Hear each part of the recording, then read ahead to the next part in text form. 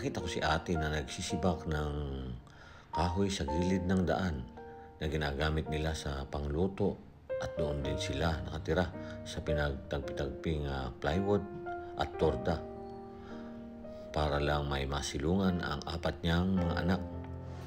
At minsan nga daw ay isang bisis lang silang kumakain sa isang araw. Narito po ang kwento ni Ate Annalyn.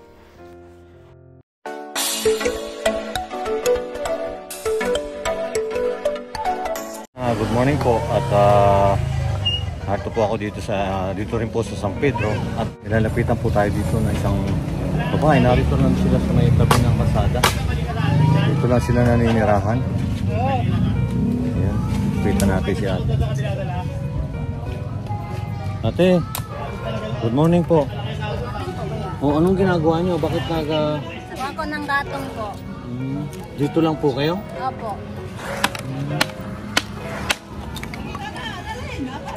Ito po ang bahay nyo? Opo, yan po. Ito yung bahay nyo.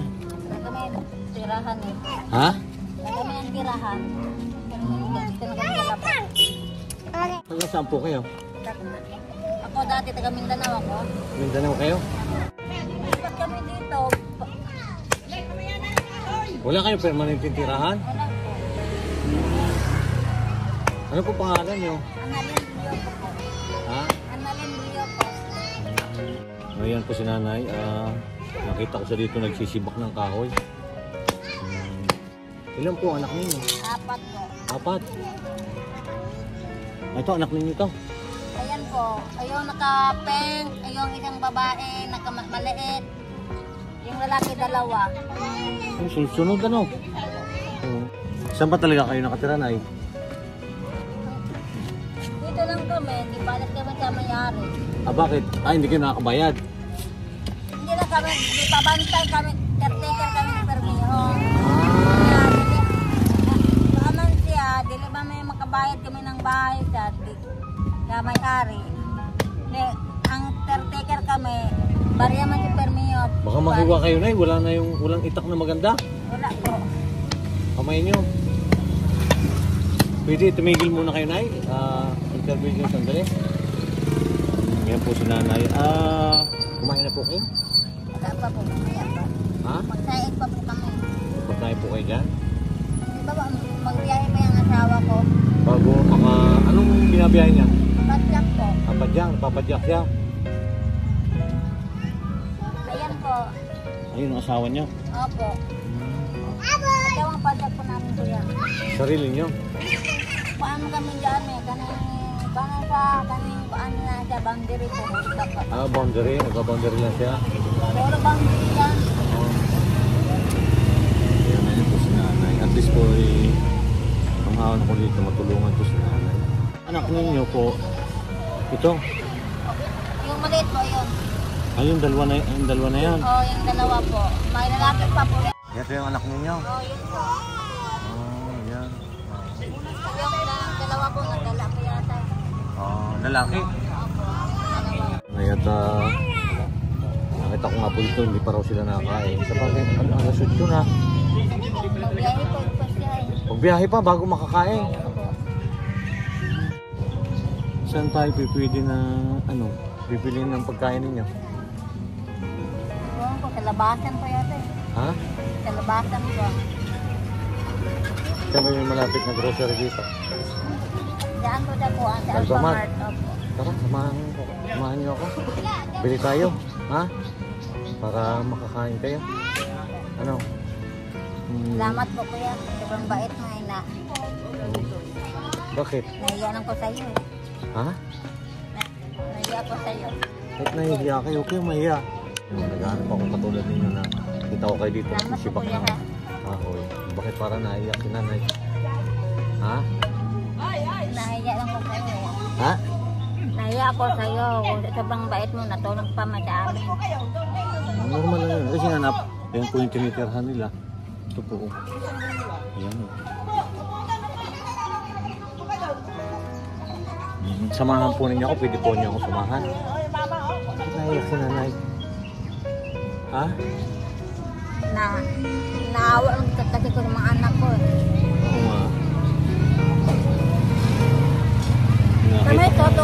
kuya, yung una bang buwan, hanggang 15 lang kami dito.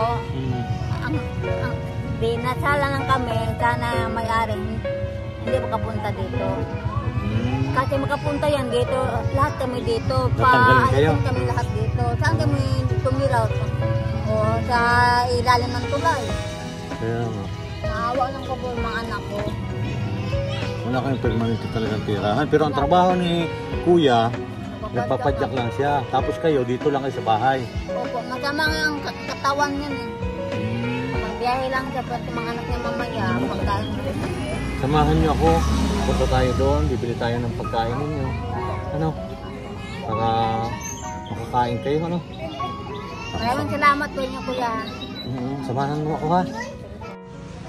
Ano, dito po natutulog sina ate. Ilang kayo dito? 5?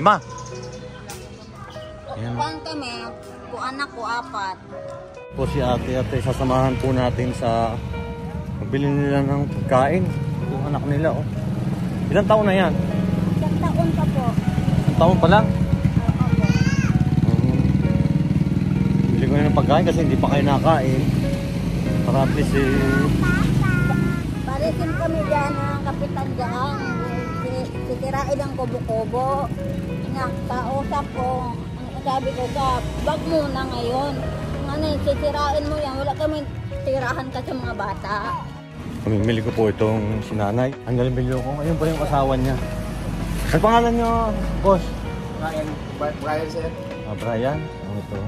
Nasaan yung 2 anak niyo? Ano pa sa kahit ng kahon. Mga bata? Opo, nanganap niya yung panggatong. Nag-aaral yan? Nag-aaral bang isa? Sige. Morning po. Ayun, ano po ito. Sige. Kumuha kayo ng mga ilangan ninyo, yung gamit ninyo doon na pangluto, tapos bigas. Para, ayan, ano ko po ito sila kuya dahil nakita ko sila doon sa ano. Ano sabi mo kanina? Minsan hindi kayo kumakain? Oo, isang beses lang po. Beses lang sa isang araw? Opo. Ayan o. Naawa ako dito dahil ito sila sa tabi ng daan. Kasi wala daw silang permanent tindira, kaya ayun. Sige, huwag ang kailangan ninyo. Oo. Bigyan po ninyo tinapay para sa mga bata po. Sige po, lagyan. Sige, para sa mga bata. Dilata kasi hindi pa ako kayo nakain. Ayan o, ayun mga dilata. Hindi pa ako kayo nakain eh. Para... Sige, kuha ka. Ano ba yan? Sige na. Sige, lagyan po ninyo. Para panggamit po ninyo. Sige lang po, dagdagan pa ninyo para. Yung pangailangan po ninyo na... para sa mga bata. Sige na, huwag kang mayanay. Ha? Parang... Ano ba yan? Ito. Sige. Kayong mayanay. Sige lang, lagay nyo yung lagay. Ha? Huwag kayong mahiya. Ano pa yung ano ninyo? Nandiyan, alin yung kinukuha ng pampers ng bata? Sige lang. Sige lang. Ano pa? Gatas. Sige na. Kasi nakita ko kayo talaga ako sa inyo. Ano pa? Ano pa dito? Yung alcohol, kasi ginagamit sa mga bata, yung mga ganon. Yung mga first aid, o yung sabon. Lagyan mo. Sabon. Ayun, alcohol. Kuha kang alcohol. Yan. Yung kasi yung parang kailangan ninyo yan pagka sa mga bata, pagka ano pa? Sige. Panlaban ninyo na eh. Nasaan yung panlaban ba wala ito? Yan. Ay, maki naman yan. Bakit ayaw mo na malaki? Hindi, naiyak ko eh. Naiya si ate. Shampoo. Ito na Nay, para malaki. Huwag ka na mahiya. Sige lang. Huwag na Yan, mahiya. magkabayad ka malaki ko yan. Yan mo na. Nakita ko kasi yung ano ninyo doon, sakripisyo ninyo doon. Nasa tabi kayo na yan. Wala na ba? Oh. Pagkain, yung ano, yung ang tawag nito, yung tasty. Oh, para may pagkain kayo. Ano pa? Nasa bigas nyo? Ayun, bigas. O sige, pakiano na po nito. O, pauwi na po kami. Ayan, o, si Kuya. Salamat Si po sir Kuya. sa paggaling sa amin sir. Kasi kita ko kayo na yung ano, sabi ko, tulungan ko pinato. Yan, si Kuya, tuwan-tuwa, o.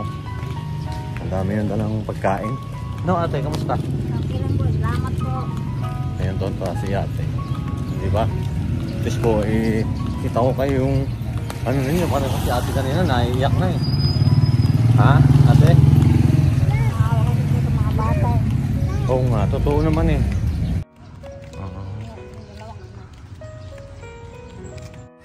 Ito, ang kapatid, anak ninyo?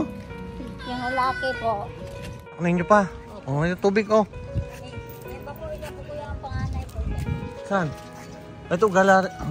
Nag-aaral kayo? Opo, kaya po. Salamat po ng lahat po na tumulong sa amin po.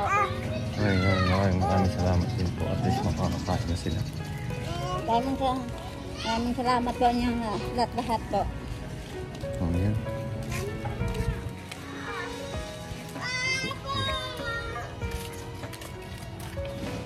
Galing. Ayan. Ayan. Ayun mo mulat, nagutom na yun. Ayan guys, siya na mo kumain. Ayan. Ayan po yung mag-aaral.